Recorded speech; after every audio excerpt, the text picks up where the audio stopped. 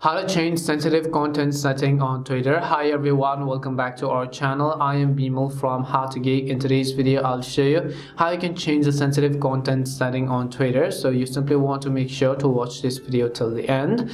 Now first off, you have to go ahead and launch the Twitter application first. And once you launch the Twitter app, you'll be able to see this kind of interface. You have to tap on the little profile looking icon from the top right hand side. Once you tap on the profile looking icon from the top left, scroll down and expand the menu called settings and support, and here you'll find settings and privacy. So just tap on it. Once you tap on settings and privacy, you will see this kind of options, and over here you want to look for the one that says privacy and safety. And once you tap on privacy and safety, you can go to the option called content you see, and as and when you go to the content you see section, right on top you can say display media that may contain sensitive content. So just go ahead and then turn off this toggle or turn it on depending upon what kind of settings you'd like to use and prefer.